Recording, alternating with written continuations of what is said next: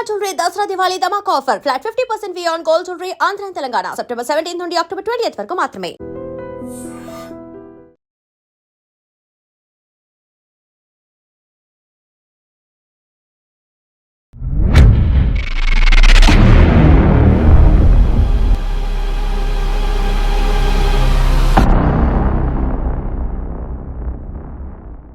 Welcome to lawyer సాబ్. ప్రముఖ advocate Gopalakrishna.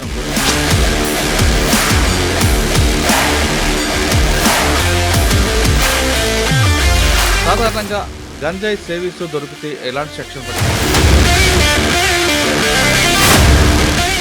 గంజాయి అమ్మడం తప్పడుతున్నాం, కానీ ఒక్కొక్కసారి కొంతమంది అన్యాయం ఇరిగిపోతుంటారు. వాళ్ళకి మన రిలీఫ్ కావాలంటే ఇప్పుడు గాంజా అన్నది it is defined in the act. Leaves ఆకులు అవి ఉంటే గాంజా కింద రాదు. పంచనామా అది ఇది చేసినప్పుడు ఏం చేస్తారంటే గాంజా సీజ్ చేసాము అంటారు. పంచనామాలో గాంజా అని రాస్తారు, గాంజా సీజ్ చేస్తారు, దాన్ని 2 శాంపుల్స్ డ్రా చేస్తారు, అది కాస్త ల్యాబ్కి పంపిస్తారు. పంచనామాలో లేనిది ఇక్కడ రావడానికి వీల్లేదు. ఫస్ట్లో ఐవో పట్టుకున్నారు ఒక ఎస్హెచ్ఓ, ఆయనే రిలీజ్ చేయాలంటే ఎన్ని కేజీలు ఉండాలి? మామూలుగా జనరల్గా బెయిలబుల్, నాన్ బెయిలబుల్ ఉంటుంది. Small quantities 1 kg, commercial quantities 20 kg. Maximum punishment 6 months or fine or both. Customs ఇంట్లో బంగారం మనం ఎంత తీసుకురావాలి? ఫస్ట్ ఆఫ్ ఆల్ బంగారం మీరు ఎంత తీసుకొచ్చినా కానీ ఫస్ట్ డిక్లేర్ చేయాలి. మీరు డిక్లేర్ చేసి డబ్బులు ఒకవేళ తీసుకొని వచ్చాం అనుకోండి, పట్టుబడ్డాం, అప్పుడు సెక్షన్స్ ఎలాగొంటే దాంట్లో అదే చెప్పే కదా, either misdeclaration, concealment, having position of all these things, then they can seize it and arrest the person. Above 1 crore ఉంటుంది అనుకోండి, దెన్ ద పనిష్మెంట్.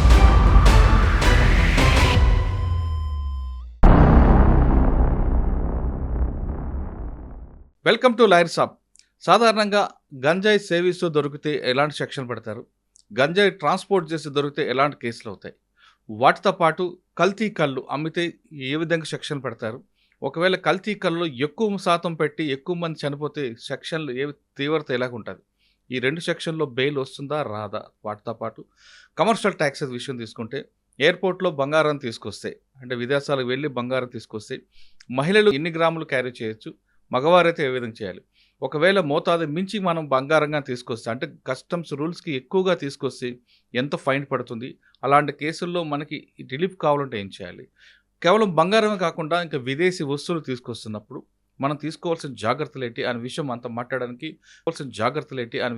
మాట్లాడడానికి ప్రముఖ అడ్వకేట్ గోపాలకృష్ణ గోఖలే గారు పర్టికులర్గా ఎన్డీపీసీ కస్టమ్స్ యాక్ట్లో ఆయన ఎక్స్పర్ట్. ఆయన అడిగి చాలా విషయాలు తీసుకుంటారు. సార్ నమస్తే అండి. నమస్కారం. గోపాలకృష్ణ గోఖలే గారు, అందరు అడ్వకేట్లు క్రిమినల్, సివిల్ ఇటువంటి కేసుల్లో ఉంటే మీరు మాత్రం ఈ 2 సెక్షన్లకి బాగా పర్ఫెక్ట్ అయిపోయి ఎక్స్పర్ట్ అయిపోయారండి. ఎన్డీపీఎస్ ఒకటి, కస్టమ్స్ యాక్ట్. సార్ ఇప్పుడు ఇందాక మనం చెప్తున్నట్లుగా కావాలని కొంతమంది గంజాయి అమ్మడం వేరు, కొంతమంది దానికి అలవాటు పడిపోతారు. ఒకవేళ గంజాయి అదే వ్యాపారంగా తీసుకొని, అదే వృత్తిగా తీసుకొని కొంతమంది హ్యాబిచువల్ అఫెండర్స్ ఉంటారు. వాళ్ళు కాకుండా కొత్తగా గంజాయి ఏదో డబ్బులు కాసిపడి సప్లై చేసి తెలుసో తెలియజేసి వాళ్ళ కేసులు పట్టుబడితే వాళ్ళకి బెయిల్ రావాలంటే ఏం చేయాలి? నెంబర్ 1. నెంబర్ 2, హ్యాబిచువల్ అఫెండర్కి అయితే మనం కాపాడమని చెప్పడం లేదు, కానీ వాళ్ళ మీద కొంతమంది పోలీసులు కావాలని పీడీ యాక్ట్ పెడుతుంటారు. ఆ పీడీ యాక్ట్ పెట్టినప్పుడు ఏ విధంగా బయట రావాలి? నెంబర్ 3, కల్తీ కళ్ళు అమ్మడం ఎంత నేరమో తీసుకోవడం కూడా ఇంచుమించు అదే, తెలుసో తెలియక తీసుకుంటారు. కల్తీ కళ్ళు ఆల్ఫాజోలం అనేది కొంతమంది కావాలని కలుపుతారు, కొంతమంది తెలియక కలుపుతారు. ఈ 2 రకాలు కనిపిస్తుంటాయి. ఒకవేళ కల్తీ కళ్ళు ఆల్ఫాజోలం అమ్ముతున్నట్లు కానీ దొరికితే, కేసు అయితే వాళ్ళకి బెయిల్ రావాలంటే ఏం చేయాలి? ఈ 3 ప్రశ్నలకు సమాధానం చెప్పే ముందు గోపాలకృష్ణ గోఖలే గారి ఫ్యామిలీ, ఆయన ఇంత జర్నీ తీసుకురావడానికి మీ ఫ్యామిలీలో కొంతమంది వ్యక్తుల యొక్క సహకారంతో ఈ స్థాయికి వచ్చారని తెలుస్తుంది. వాళ్ళు ఎవరో చెప్పండి. అది నేను లాస్ట్ ఎపిసోడ్లో నేను చెప్పడం జరిగింది. నేను గవర్నమెంట్ సర్వీస్లో ఏదో వెరీ షార్ట్ టైం పనిచేసి then I came in to this profession. First కొన్ని రోజులు సిఏ చేసి దాని తర్వాత వదిలిపెట్టేసి లా చేశాను. with a humble family background. But humble background with so many family members. I lost my father at very young age when I was 7-year-old. So 7 members, 8 members in the 9 members in the family. That is four sisters and 5 brothers. Villandarni my eldest brother. He was then when my father passed away. He was 20-year-old.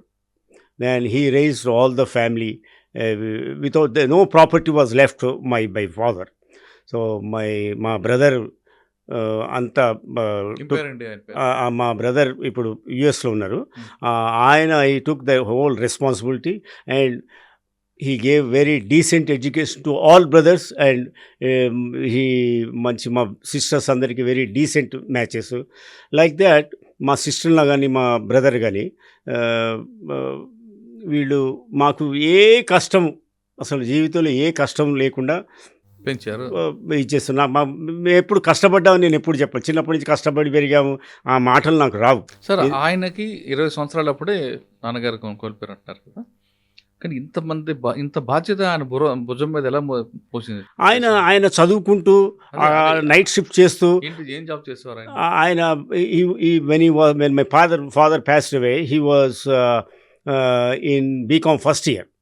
So మా father job ఆయనకి ఇస్తే night shift చేసుకుని clerk, Azamjahi mills Warangal clerk.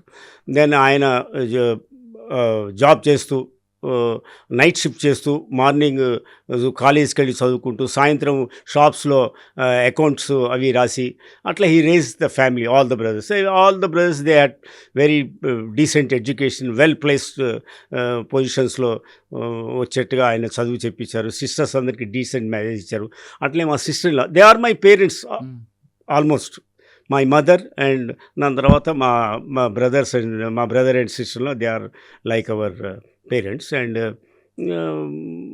తర్వాత ఆయన కూడా career develop చేసుకుని also came in to very decent position. Then later he shifted to cement corporation of India as materials manager. అక్కడి నుంచి ఆయన ఈ retired. Then now he settled in US. Like that after marriage తర్వాత కూడా నేను practice start చేసినప్పుడు బిగినింగ్లో ఏమి ఉండదు కదా.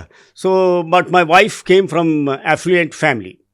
But though she came from affluent family, she never complaint. మందంతా బిగినింగ్ అంతా ఉంటుంది కదా, షీ నెవర్ కంప్లైంట్. అండ్ ఏది ఇది కావాలని కానీ అది కావాలని కానీ she never use to ask anything for anything. She wonderfully cooperated. And that's why I say, అందరికి నేను చెప్తుంటాను, నేను పుట్టుకతోనే అదృష్టవంతులు అని చెప్తాను. ఎందుకంటే ఏమీ కష్టం లేకుండా పెరిగాం. మ్యారేజ్ అయిన తర్వాత మంచి వైఫ్ అండ్ మంచి పిల్లలు. ఇన్ఫ్యాక్ట్ మా ఇద్దరు పిల్లల్ని మా వైఫే రైజ్ చేసింది. They are wonderful kids. Both the kids are wonderful kids. They are settled in US. చిన్నప్పుడే మేము వెళ్ళిపోయాం కదా, ఆమె పెంచి వాళ్ళని 2 డైమండ్స్ లాగా తయారు చేసింది. అందుకనే మొన్న మా ఫ్రెండ్ సుధీర్ అని మీ మీడియాలోనే పనిచేస్తారు, మొన్న ఏదో యూఎస్కి వెళ్తుంటే కొన్ని తీసుకెళ్ళి ఇచ్చాడు. Then after he met her, నువ్వు చెప్పింది చాలా తక్కువ ఆవిడ గురించి అన్నాడు. She so generous, so kind. And అదే చెప్తున్నా కదా, అంత అఫ్లుయెంట్ ఫ్యామిలీ నుంచి వచ్చి మా దగ్గర అడ్జస్ట్ అయిపోయి never complaint. She adjust so much like that. అట్లా కూడా మా ఇన్లాస్ కూడా టాసిట్గా they came forward to give support. But I did not take any support, but they used to like me very much. My father-in-law or mother-in-law, they also మంచి moral support బాగా ఉండేది. అట్లా అంటే మీ సక్సెస్కి మీ కుటుంబ సభ్యులే. My brother and sister-in-law, then my wife, ముగ్గురు. అండ్ దాని తర్వాత ఇండైరెక్ట్గా మా ఇన్లాస్ కూడా కొంచెం సపోర్ట్ చేశారు. అట్లా అంటే ఈ రేంజ్ రావడానికి వాళ్ళ కారణం కాబట్టి మీరు స్థాయికి వచ్చారు. డెఫినెట్గా ఇప్పుడు డెఫినెట్గా వాళ్ళ ఇది లేకపోతే మనం I would not have been in this position. అంటే ప్రొఫెషన్ని మీరు అంత ఎంజాయ్ చేయడానికి కారణం వాళ్ళు. ఎస్, ప్రొఫెషన్లో కూడా ఎట్లా ఉంటుందంటే బడ్డింగ్ స్టేజ్లో చాలా ఒడుదుడుకులు ఉంటాయి. అవన్నీ అసలు ఇంట్లో ఎటువంటి ఇది లేకుండా చాలా హ్యాపీగా ఇదైపోయింది. ఓకే, సరే, ప్రొఫెషన్ ఎంజాయ్ చేస్తున్నారు మీరు. గంజాయి అమ్మడం, సేవించడం నేను తప్పడుతున్నా, కానీ ఒక్కొక్కసారి కొంతమంది అన్యాయం ఇరిగిపోతుంటారు. వాళ్ళకి మళ్ళీ రిలీఫ్ కావాలంటే ఏం చేయాలి? మీకు ఇందాక అడిగినట్టుగా చెప్పు. ఇప్పుడు గాంజా అన్నది it is defined in the act. What is ganja అన్నది సింప్లీ లీవ్స్, ఆకులు అవి ఉంటే గాంజా కింద రాదు. Flowering and fruiting tops compulsory ఉండాలి. First point. చాలామంది ఏంటంటే పోలీసులు ఏం చేస్తారంటే ఈ కేసులు పెట్టినప్పుడు అది ఇగ్నోర్ చేస్తుంటారు. వాళ్ళు పంచనామా అది ఇది చేసినప్పుడు ఏం చేస్తారంటే గాంజా సీజ్ చేసాము అంటారు. ఓకే, వాళ్ళు మొత్తం గాంజా సీజ్, దాంట్లో గాంజా గాంజా గాంజా అని చెప్పి పంచనామాలో గాంజా అని రాస్తారు. గాంజా సీజ్ చేస్తారు, దాన్ని 2 శాంపుల్స్ డ్రా చేస్తారు, అది కాస్త ల్యాబ్కి పంపిస్తారు. ల్యాబ్లో వాడు ఏం చేస్తారంటే వాళ్ళు chemical analyst received so and so packet which contained substance with flowering and fruiting tops అని యాడ్ చేస్తాడు. అని నీకు పంచనామాలో రాసిన దాంట్లో వాళ్ళు లేనప్పుడు how can you add it? So therefore supreme court said నీకు పంచనామాలో లేనిది ఇక్కడ రావడానికి వీల్లేదు. You should reflect whatever that is mentioned in the panchanama. So పంచనామాలో లేనిది ఇక్కడ వస్తే ఇట్ ఈస్ నాట్ వ్యాలిడ్. ఎందుకంటే వాళ్ళు యాడ్ చేస్తారు అంటే వీళ్ళు రాయరు అట్లా. రాయకపోతే దాన్ని వాళ్ళంతా టెక్నికల్గా అన్ని కేసులు చేస్తుంటారు కదా, వాళ్ళకి తెలుసు కదా గాంజా అంటే ఏంటి, యాక్ట్లో ఏముంది, ఫ్లవరింగ్ అండ్ ఫ్రూటింగ్ టాప్స్ అని ఉంది కదా, అందుకని అది యాడ్ చేస్తారు. ఇప్పుడు లేదులేండి, ఇప్పుడు కొంచెం కోర్టులో అన్ని జడ్జిమెంట్స్ అవి ఇచ్చిన తర్వాత అది ఇది అవుతున్నారు. First point. సెకండ్, గాంజా అనగానే ఫస్ట్ మనం చూడాల్సిన షెడ్యూల్లో అసలు ఇది ఏ ఐటము, అసలు ఇది నార్కోటిక్ అండ్ సైకోట్రాపిక్ సబ్స్టెన్సెస్ యాక్ట్లో షెడ్యూల్లో ఉందా లేదా అది చూసుకోవాలి. గాంజా ఉంది, ఉంటే పట్టుకున్న క్వాంటిటీ ఎంత, that matters a lot, because that decides the quantum of punishment and that decides whether bail has to be granted or not. అది డిసైడ్ చేస్తుంది 37. మీకు లాస్ట్ టైం చెప్పాను 37 అంటే express statutory power for grant of bail. Court has discretion to grant bail. Court bailable, non bailable అంటే bail లేదని అర్థం కాదు. Bailable అంటే the arresting officer should release him on bail immediately if he is ready to furnish sureties. That is called bailable. Non-bailable ante he cannot grant bail. Only court has to grant bail and court has discretion to grant bail. Okay, first లో io పట్టుకున్నారు అనుకుంటా, ఒక SHO ఆయనే release చేయాలంటే ఎన్ని కేజీలు ఉండాలి అది చెప్తున్నాను. దానికే మామూలుగా జనరల్గా బెయిలబుల్, నాన్ బెయిలబుల్ అని ఉంటుంది. ఈ ఎన్డీపీఎస్ యాక్ట్లో 37 సెక్షన్ కింద even court has no discretion to grant bail if the offences are falling under certain sections, section 19, section 24, section 27 capital A, then offences involving into commercial quantity, that is embezzlement of crop, external dealing in narcotics and psychotropic substances, and financing drug trafficking, and offences involving commercial quantity. What is commercial quantity is mentioned in the schedule. In the act section 2 కింద అన్ని drugs అవి ఏది small quantity, ఏది commercial quantity, ఈ మధ్యలో ఉన్నది intermediate quantity. వాటి punishment ఆ రెలవెంట్ సెక్షన్స్లో ఇచ్చారు. కాంట్రవీనింగ్ సెక్షన్ ఈ గాంజా కనుక్కోండి, క్యానబిస్ 20, దాని కాంట్రవీనింగ్ సెక్షన్ ఏది 8C ఈజ్ ద కాంట్రవీనింగ్. అది ఇది చేయొద్దు అంటున్నారు. What is the penal section? ఈ గాంజా వాటికి వీటి సెక్షన్ క్యానబిస్ వాటికి 20. 21 is in respect of manufactured drug. Then contravention in relation to psychotropics 22, 23 అట్లా మిగతా సెక్షన్స్కి ఉంది. ఇప్పుడు మీరు అడిగిన క్వశ్చన్కి ganja the commercial quantity and small quantity చూడాలి. First small quantity is 1 kg, commercial quantity 20 kg. ఈ మధ్యలో ఉన్నది intermediate quantity. Up to 1 kg small quantity. If it is small quantity, the punishment is only 6 months. Maximum punishment is 6 months, or fine or both. Okay. Then more than 1 kg, less than 20 kg, intermediate quantity, up to 10 years. It could be 2 years, 3 years, 4 years, or 9 years, or full 10 years. If it is more than 20 kgs, to 200 kg, 300 kg, even unandi, then the maximum punishment is 20 years. Minimum is 10 years. Minimum 10 years, maximum 20 years. Now, bail ostunda rada? This is the question.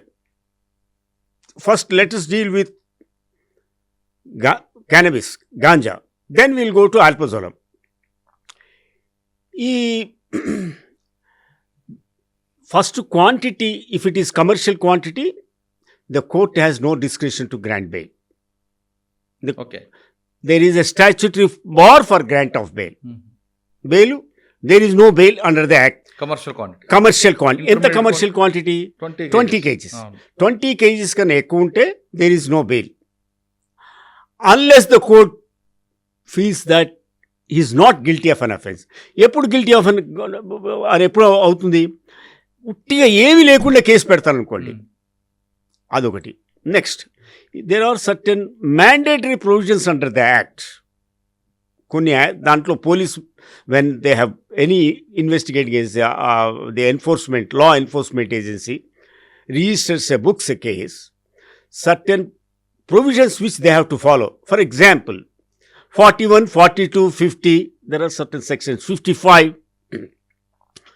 ఇదేంటంటే any officer who gets the information immediately ఎక్కడో అక్కడ అవుతుంది, అక్కడి నుంచి పలానా టైంలో పలానా truck వెళ్తుంది, he gets some intelligence, then he has to take down the information in to writing. That information in writing shall be sent to his immediate superior officer within 72 hours, which are mandatory. ఏదో information వచ్చింది కదా అని ఇమీడియట్గా వెళ్ళిపోయి అక్కడ పట్టుకుంటే there is a breach of that provision, then the case is gone. అయ్యో. The entire trial is vitiated if there is a breach of any mandatory provision. 41, 42. Taken down the information in to writing is important, and informing it to ఈ superior officer అన్నది important. 41 is empowered officer. The act itself gives them power. The empowered officer ante enti? The guest officer. Then 42, authorized officer. Ante sub-inspector cadre officer. Ee sub-inspector officer cadre during daytime, he also, if he gets information, he can go without anybody's authorization. During daytime, from sunrise to sunset, during daytime, if he has information that so and so narcotic drug trafficking is being done, he can straight away go and seize, arrest, etc., etc., etc. But before going there, if he has prior information, he has to take down the information in writing, which is very, very, very important. The purpose, the underlying policy for that, ఆ provision ఎందుకు పెట్టారంటే ఎవరిని పడితే innocent పర్సన్స్ని implicate చేయకూడదు. ఎందుకంటే and he's informing that information to he superior officer within 72 hours. Take down the information writing, then you go there. ఎందుకంటే ఎవరిని పడితే వాటికి ఇన్ఫర్మేషన్ ఉంది ఇక్కడ, he will go there and మిగతా ఫార్మాలిటీస్ ప్రూవ్ చేస్తారు. Suppose if 42 officer, not guest officer అంటే empowered officer, ఈ 42 ఆఫీసర్ నైట్లో వెళ్తాడు అనుకోండి, if he gets information private ప్రెమిసెస్లో పోవాలనుకోండి, then he has to take an authorization from he superior officer. Only ఆథరైజేషన్తోనే పోవాలి, without authorization after sunset and before sunrise he has to go only with such authorization. Without authorization if he goes there, ఎంతైనా seize చేసుకోనండి, everything is waste. It vitiates whatever that is seized and whatever trial is conducted in pursuance of this seizure or this arrest, that is vitiated. That is one thing. Then section 50. If a person has to be searched, ఇప్పుడు ఎవరైనా దొరుకుతుంది అనుకోండి, వాళ్ళు పట్టుకుంటాడు, road మీద దొరుకుతాడు, వాడి జేబులోనో ఎంతో ఉంటుంది, అరే we want to search him అంటాడు అనుకోండి, and before a person is search, he has to be apprised of his right to be searched before a magistrate or a guest officer. Guest officer అంటే ఎవరు? ఈ investigating టీంలో ఉన్నటువంటి officer. చాలా కేసులు ఎట్లా ఇది అవుతుంటాయంటే, మేము గెస్ట్ ఆఫీసర్ కదా, ఒక 3-4 ఆఫీసర్ ఉంటాడు అనుకోండి, మా దగ్గర ఒక ఆఫీసర్ ఉన్నాడు, దెన్ అడిగాము, and you have to apprise him. వాడికి చెప్పాలి రైట్, నీకు రైట్ ఉంది to be search of your person before a guest officer or a magistrate. ఎవరి దగ్గర నేను తీసుకెళ్ళమంటావు చెప్పు అంటే మీరు గెస్ట్ ఆఫీస్ దగ్గరే చేయండి అని అంటారు. అది రైటింగ్లో తీసుకుంటారు వాళ్ళు.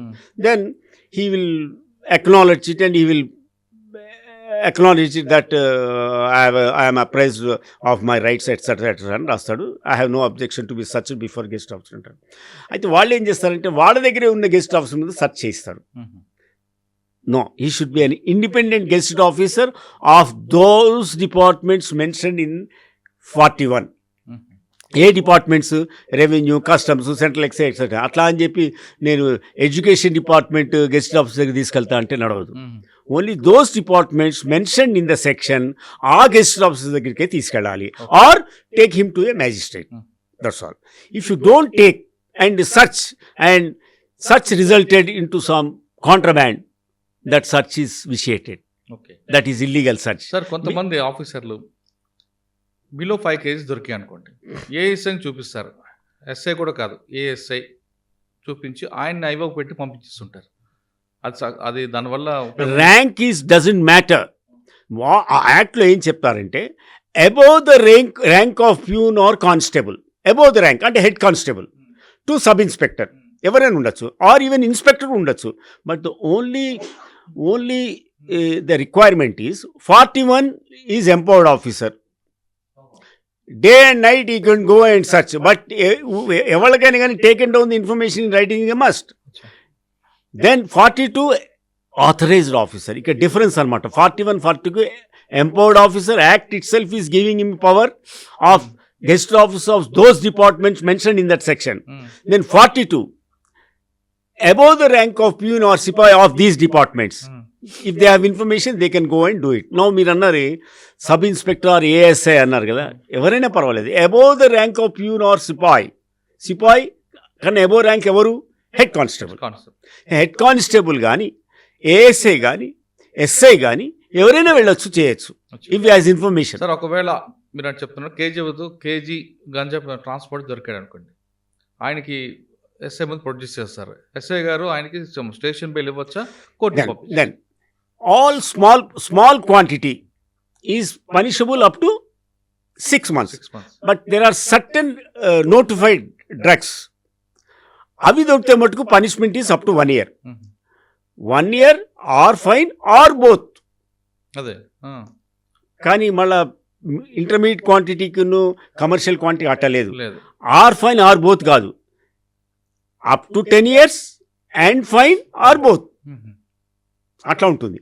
ఇక్కడ మీరు చెప్పిన దాంట్లో if ASI SI whoever it is, when a person is arrested for contravention of the provisions of the act, say for example 20, contravention in relation to cannabis, the cannabis subsection A, in respect of that a small quantity, then cannabis of small quantity attracts only 6 months. If it is 6 months, it is a bailable offence. The person who is arresting should explain him of his right. It is a bailable offence. You have right to be released on bail, provided you are ready to furnish surety. He should be appraised of that right. Sir మీరు ఫస్ట్లో చెప్పారు గాంజాకి flowers ఉండాలని. ఇప్పుడు కొన్ని flowering and fruiting topping ఉండాలి, కానీ ఇప్పుడు దొరుకుతున్న గాంజాకి అవన్నీ దొరకవు. అది ఎప్పుడో దొరికింది, డంప్ చేస్తారు, తర్వాత దాన్ని ప్యాక్ చేస్తారు, అదంతా ఒక స్టేజ్కి వస్తారు. అది first of all when you are seizing it, పంచనామా అవుతున్నప్పుడు punch witness should explain that this contraband is having so and so flowering and fruiting tops అని ఉంటేనే ganja, otherwise it is not ganja. మీరు 2000 కిలోలు పట్టుకోండి, if it is not there it is not ganja. మరి చాలా మంది అవి లేకుండా దొరుకుతాయి కదండి. ఉంటాయి, కంపల్సరీ ఉంటాయి. అది లేకుండా దొరికితే ఇట్ ఈస్ నాట్ గంజా. శీలావతి అని ఒక బ్రాండ్, దానికి మీరు చెప్పినట్లుగానే ఫ్రూట్స్ ఉంటాయి, ఫ్లవర్స్ వస్తాయి. ఓకే, దానికి మీరు అన్నట్లుగా దొరికింది అనుకోండి, ఖచ్చితంగా గాంజా చేస్తారు. కానీ ఆ శీలావతి అనేది ఏఓబి వరకే పరిమితం, అంటే ఆంధ్ర ఒరిస్సా బార్డర్లోనే దాని క్రాప్ ఉంటుంది.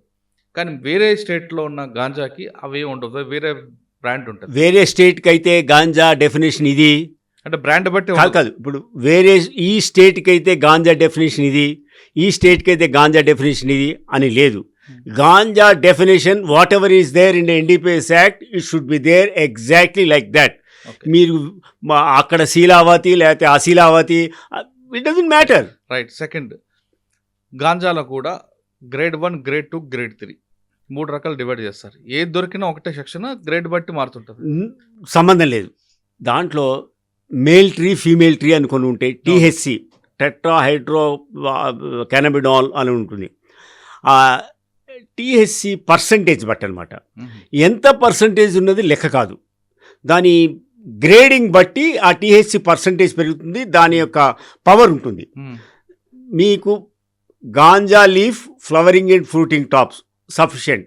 మీకు ఎంత పర్సెంటేజ్ ఉంది, అంతుందా ఇంతుందా తక్కువ ఉందా ఎక్కువ ఉందా, డజంట్ మ్యాటర్. ఒకవేళ చెప్తున్న ఫ్రూట్ కానీ ఫ్లవర్ కానీ లేకుండా దొరికింది అనుకోండి, ఏం పవర్ లేకుండా దొరికింది అనుకోండి, ఫ్లవరింగ్ అండ్ ఫ్రూటింగ్ టాప్స్ ఉందా, లేదు, దెన్ మీరు ఆ పవర్ ఉందా లేదా అన్నది దెన్ కెమికల్ ఎగ్జామ్ పంపిస్తారు కదా, then he will examine it and say that it is ganja అని అంటాడు.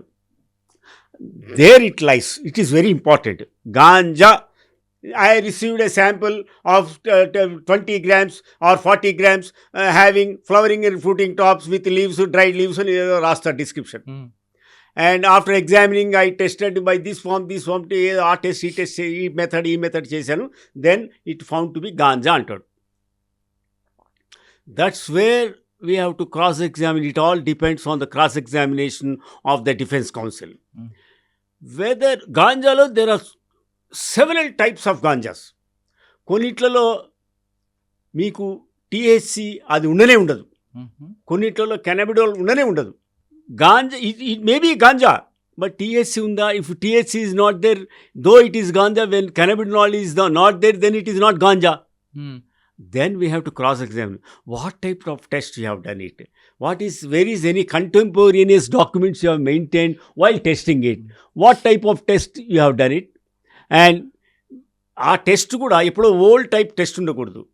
అది యుఎన్ రికగ్నైజ్డ్ కొన్ని టెస్ట్లు ఇచ్చింది, దాని ప్రకారం ఉండాలి. First point. సెకండ్ పాయింట్, ఉట్టిగా గాంజా అని రాస్తే సరిపోదు, దాంట్లో పర్సంటేజ్ కెనబిడ్ ఆ టీహెచ్సి ఉండాలి. టీహెచ్సి లేకపోతే it is no use. That's where we have to cross. చాలామంది 99 కాదు 90% ఆఫ్ కేసెస్లో అసలు ఈ ఆస్పెక్ట్స్ క్రాస్ ఎగ్జామినేషన్ జరగట్లేదని నా అభిప్రాయం. Most important, he's a crucial witness, he has to be thoroughly cross examined. And that is వాళ్ళు కూడా చాలా with very carelessness they are giving that kind of chemical analyst report. That is not right in my view. దాన్ని చాలా క్లియర్గా ఇవ్వాలి. అసలు ఏం test చేశారు, ఏ టైప్ ఆఫ్ టెస్ట్ చేశారు, which is recognized test under UN charter కింద, అది రికగ్నైజ్డ్ టెస్ట్ అవునా కదా, దెన్ ఆ టెస్ట్లో ఆ టీహెచ్సి బయటపడ్డదా లేదా, నువ్వు అసలు ఏమేమి టెస్ట్ చేసావు, అసలు కంటెంపరీ డాక్యుమెంట్, అవన్నీ మోస్ట్ ఇంపార్టెంట్. అది అడగట్లేదు. నువ్వు ఇంత పట్టుకున్న అంతా చేసావు కానీ దాంట్లో పనికిరాంది అయితే కాగితం అయితే ఒక మందార ఆకు, అది గాంజా ఆకైనా మందార ఆకు లెక్కనే. మందార ఆకు దాన్ని తీసుకుని గాంజా అని చెప్పి 10 ఏళ్ళు శిక్ష వేస్తారా? This is what is being done in most of the cases. సరే, ఇంటర్మీడియట్ క్వాలిటీ కానీ లేదా కమర్షియల్ క్వాంటిటీ దొరికారనుకోండి, వాళ్ళకు బెయిల్ అప్లై చేయాలంటే ఎప్పుడులోకి చేయాలి? Then intermediate quantity 36 capital A is there in under NDPS Act. 36 capital A subsection 4. మామూలుగా ఏంటంటే charge sheet ఎప్పుడు ఫైల్ చేస్తాం మనం? అప్ టు 10 years ఉన్న వాటికి within 60 days charge sheet file చేయాలి. అబౌట్ 10 years పనిష్మెంట్ ఉన్న వాటికి 90 daysలో ఛార్జ్ షీట్ ఫైల్ చేయాలి. దిస్ ఈస్ ద లా.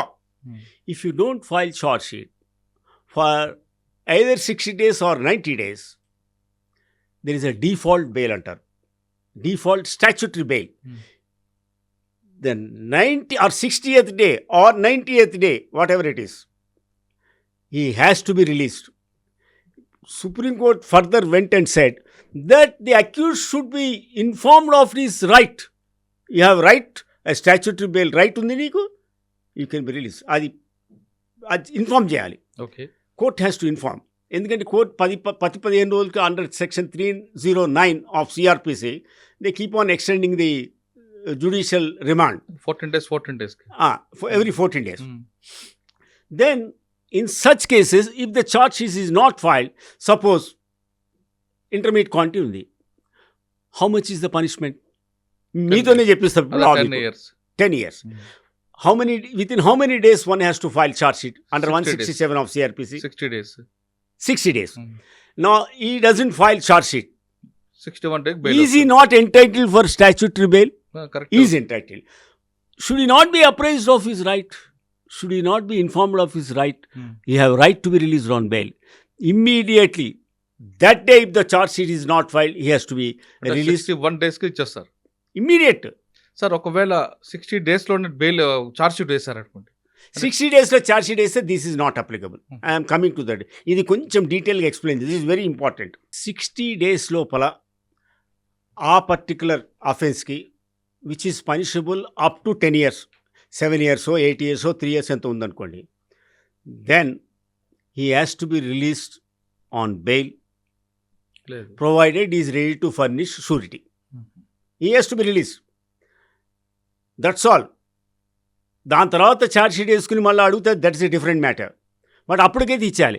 మీరు ఆ రోజుకి మీరు అప్లికేషన్ పెట్టారనుకోండి, 61st డే ఛార్జ్ షీట్ వేయలేదు, 61st డే మీరు బెయిల్ బెయిల్ అప్లికేషన్ వస్తుంది. స్టాచ్యూటరీ బెయిల్కి వేశారు. అది అట్లా అది ఇమీడియట్గా supreme court said it has to be decided immediately.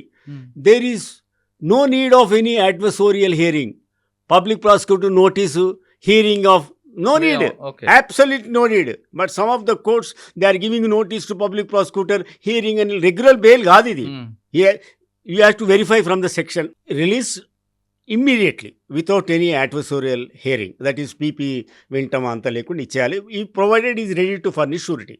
Suppose if it is now you are talking about commercial quantity. Let's talk about commercial quantity. Commercial quantity, what is the punishment? 20 years. Minimum 10 years, that Maximum is 20 above years. 10 years up to 20 years. 20 years. Then how many days charge sheet? 90 days. No. ఇక్కడ 36 capital ఏలో ఏమన్నారంటే, wherever 90 days ఉందో you must read it as 180 days. ఓహో. అంటే if it is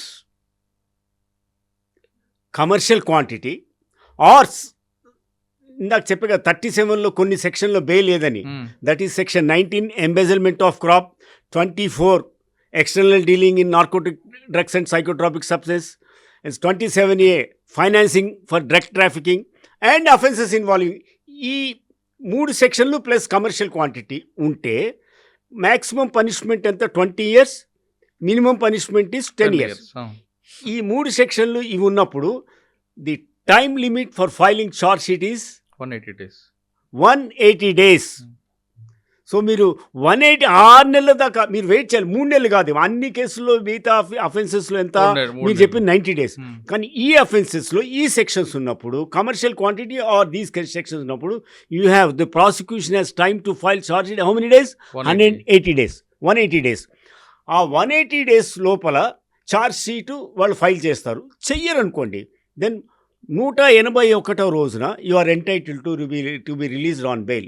but ఇక్కడ ఇంకోటి ఉంది. ఇక్కడ another provision is there. This 180 days period can be further extended another 180 days provided the prosecutor files a memo that our investigation could not be completed. Therefore, it has to be further extended. The time limit, the court may kindly grant time for filing charge sheet for another 180 days or another 60 days or another 100 days or another up to 180 days. On a memo being filed by the prosecutor, the court can extend the time for filing of the charge sheet for another 180 days. Now tell me, how much time is there for commercial quantity to file charge sheet? 280 days ఉంది. 180 plus 180, 360 days. 360. Sir, Now 360 days వరకు జైల్లో పెట్టారు అనుకుంటే, yes, ఈలోగా charge sheet file చేశారు. మరి ఆయన bail కావాలంటే ఏం చేయాలి? that's what I'm saying.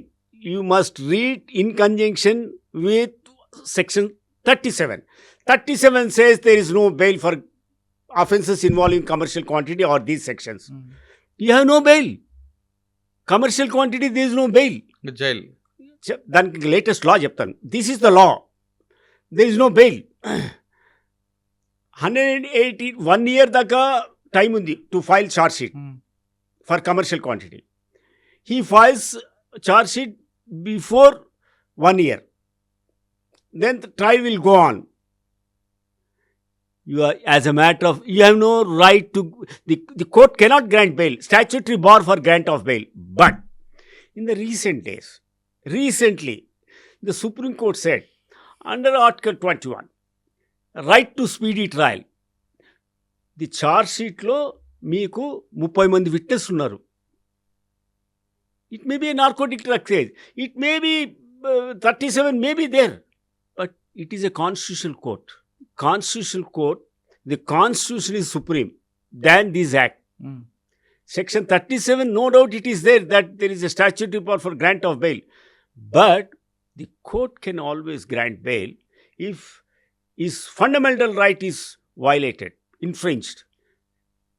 10 మంది విట్నెస్లు మీరు 1 year పట్టింది ఛార్జ్ షీట్ వేయటానికి. ఈ 30 మంది విట్నెస్లు వచ్చి పోయి ఇంకో 5 ఏళ్ళు పడుతుంది. Then no there is, it will take lot of time to complete the trial. Therefore though there is power for statute of this court is granting bail అని రీసెంట్గా ఇది లా ఎవాల్వ్ లైక్ దట్. రీసెంట్గా statutory bar 37 ఉన్నంత మాత్రాన ఇంతకుముందు ఉండేది అట్ట no bail. The supreme court said earlier, even high courts అట్లా ఇచ్చినా, what are you doing? Why, when 37 is there, the court lost sight of this particular provision and granting bail? It should not be the case. It's a very serious offense.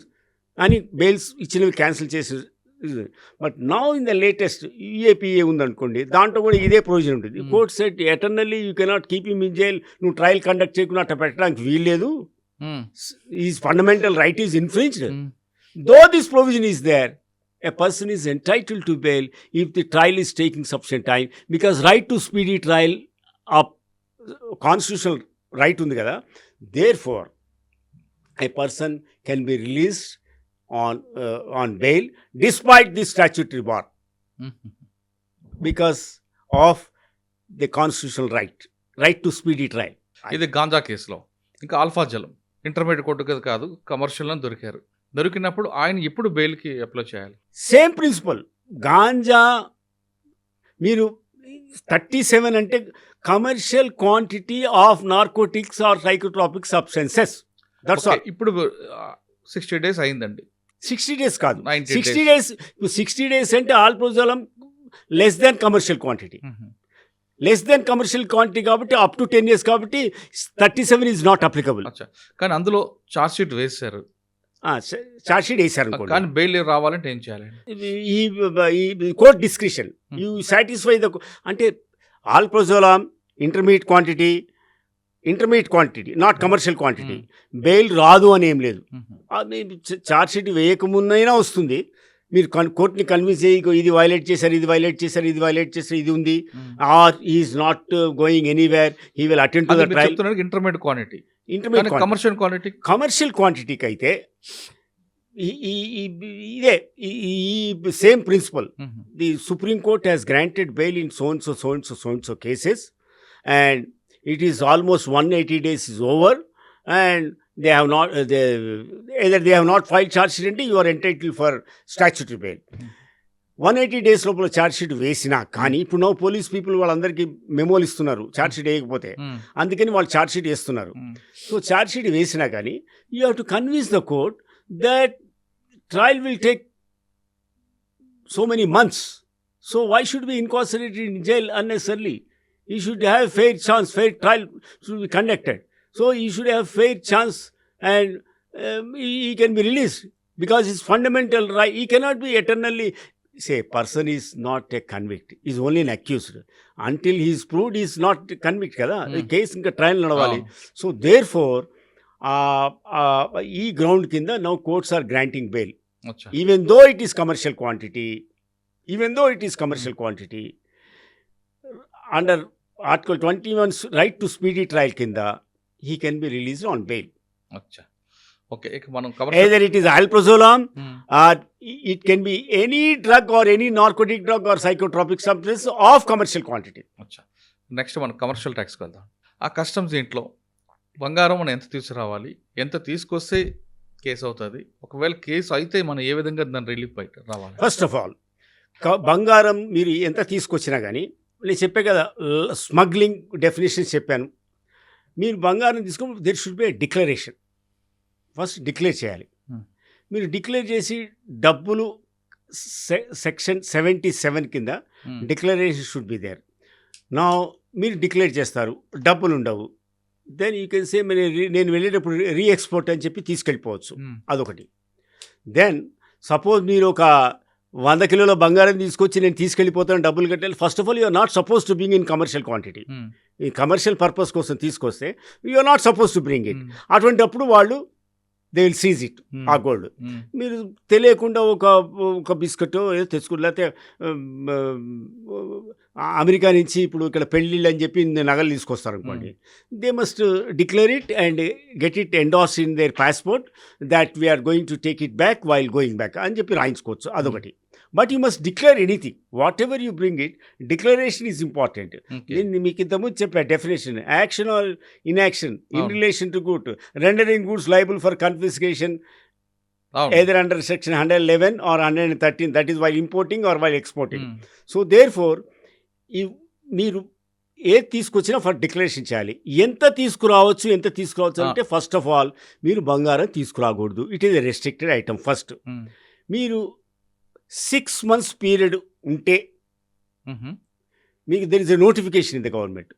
మీరు 6 months continuous period ఉండాలి. మళ్ళీ అట్లా అయితే 1 year 6 months ఉంటే మీరు 1 kg gold తీసుకోవచ్చు.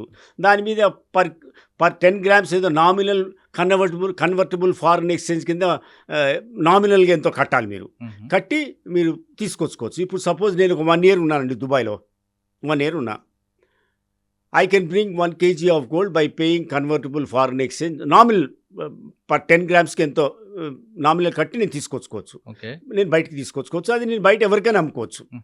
Okay, ఇది. ఇంకా ఉమెన్ సపోజ్ వాళ్ళు మామూలుగా కొన్ని గాజులు ఉంటాయి, ఇవి ఉంటాయి.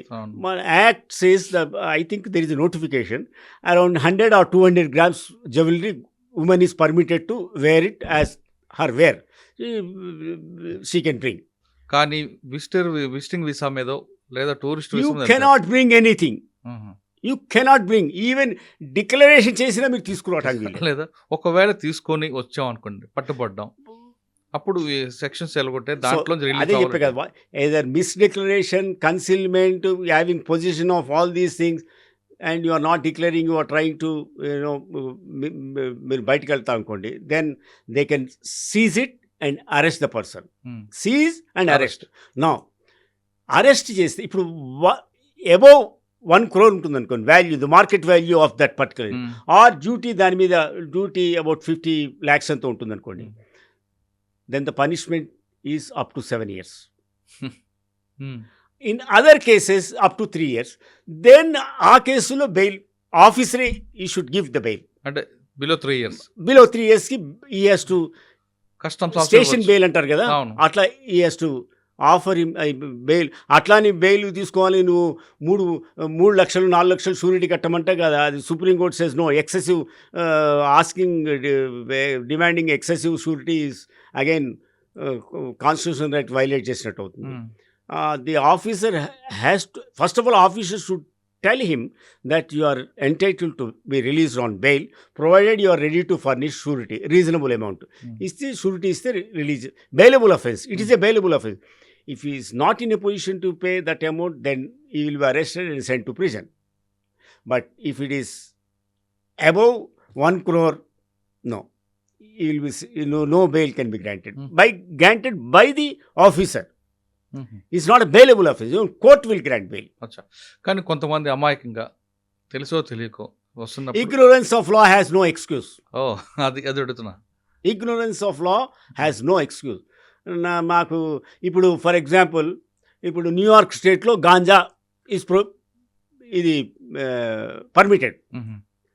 ఓకే, న్యూయార్క్ మొన్న వెళ్తున్న మంచి టైమ్ స్క్వేర్ దగ్గర బ్యూటిఫుల్ పెద్ద స్టోర్ ఉంది, గాంజా స్టోర్స్. మీరు చెప్పినట్టుగా శీలావతి, ఆవతి, ఈవతి అని డిఫరెంట్ టైప్స్ ఆఫ్ గాంజాస్ ఉంటాయి. పవర్ఫుల్, పవర్ లేనిది, మైల్డ్ది, అన్ని రకరకాలు ఉంటాయి అక్కడ. It is permitted. అట్లా అని వాడు న్యూయార్క్లో అట్లా బయట షాపింగ్ చేసి గాంజా తీసుకొచ్చి ఇక్కడ దొరుకుతుంది కానీ ఎయిర్ ఇండియా ఫ్లైట్ ఎక్కి ఇక్కడికి వస్తే ఇక్కడ పట్టుకుంటే, సార్ నాకు తెలియదు సార్ అక్కడ పర్మిట్ చేశారు కదా అంటే, ignorance of law has no excuse. అక్కడ చేసినంత మాత్రం ఇక్కడ లేదు. He will book. Okay, Straight away, he will be sent to prison. Okay sir, ఫైనల్గా చెప్పండి. తెలుసో తెలియక కానీ ఇగ్నోరెన్స్ ఆఫ్ లా అన్నది నో ఎక్స్క్యూజ్ అన్నారు, కానీ కొంతమంది కావాలని చేశారనుకోండి, జైల్లో ఉంటారు. అటువంటి వాళ్ళకి గోపాలకృష్ణ గోఖలే గారు ఇచ్చే అడ్వైజ్ ఏంటి? బెయిల్ రాకుండా జైల్లో మగ్గిపోతున్న వాళ్ళకి ఎవరు లీగల్ అడ్వైజర్ ఉంటారు, వాళ్ళ ద్వారా ఫైట్ చేస్తుంటారు కానీ రాదు, నెలల తరబడి జైల్లో ఉంటారు వాళ్ళు. వాళ్ళు they have right to legal counsel ఉంటుంది కదండి, ద లీగల్ ఎయిడ్ కమిటీ ఉంటుంది. They can make an application. The right to legal assistance ఉంది. They can make an application. A court will appoint a lawyer for them. Court appoint చేస్తుంది లాయర్ని. ఇప్పుడు legal aid committee ఉంది కదా, దాంట్లో కొంతమంది panel lawyers ఉంటారు, వాళ్ళని ఒకరిని అపాయింట్ చేస్తారు. Free legal aid. ఎన్డీపీఎస్లో కూడా ఏ కేసులోనే అండి. ఎన్డీపీఎస్ అంటే ఎన్డీపీఎస్ కొత్త ఇది కదా, ఏదైనా a person who is in prison without any legal assistance he is entitled for a legal assistance, entitled to the service of a lawyer. But he has to request the court that I don't have a lawyer and I don't have money, kindly provide a lawyer for me. ఒకవేళ గోపాలకృష్ణ గోఖలే గారిని సంప్రదించాలంటే, గోఖలే గారే ఆయన్ని కలవాలంటే కలవచ్చు. ఏముంది, we're there for that. We're here in the legal profession to fight the cases, whether good merits ఉన్నాయా లేదా, whether any mandatory provisions, for example NDPS act అనుకోండి, మ్యాండేటరీ ప్రొవిజన్స్ కంప్లై అయినాయే కాలేదా, కస్టమ్స్ యాక్ట్ అనుకోండి, whether it is falling under the definition of smuggling or not, whether it is smuggling or not, does it amount to smuggling or not. We're not doing anything new. What ever that is there on the record, whether it is in accordance with law or not, that if it is not in accordance with the law, we will point out to the honorable court and we will request the court that a relief has to be granted because these provisions are not complied with. Drug కేసులో కానీ customs కేసులో కానీ దొరికితే మీరు ఇమీడియట్గా, ఒకవేళ డబ్బులుంటే లేదు, మంచి లీగల్ అడ్వైజర్ ఉంటే ఓకే, కానీ ఈ రెండింటి లేనప్పుడు కోర్టు మీరు వినిపించుకోండి. మీ విధంగా ఆర్థికంగా కానీ లీగల్ అడ్వైజర్ లేరంటే కోర్టే మీకు ప్రొవైడ్ చేస్తుంది, మీ తరఫున వాదించిన ఒక అడ్వైజర్ కూడా ఇస్తారంటూ చెప్తున్నారు గోఖలే గారు. లేదు, ఒకవేళ మంచి ప్రొఫెషనల్ కావాలని, ఒక ఎక్స్పర్ట్ కావాలనుకుంటే గోపాలకృష్ణ గారు కలవండి, మీకు ఖచ్చితంగా న్యాయం జరుగుతున్న విషయం చాలా స్పష్టంగా తెలుస్తుంది. ఇది డ్రగ్ కేసులో కానీ కస్టమ్స్ కేసులో రిలీఫ్ కావాలంటే ఏం చేయాలనే విషయంపై గోపాలకృష్ణ గారితో విశ్లేషణ. మరో అంశంలో మళ్ళీ కలుద్దాం. అంతవరకు నమస్తే. Thank you. నమస్కారం. And for more videos, please subscribe to iDream. Please subscribe to iDream. Please subscribe iDream. And please subscribe to iDream. For more videos, subscribe to iDream. please like, share and subscribe to the channel. Congratulations, iDream. Subscribe to iDream. Subscribe to iDream.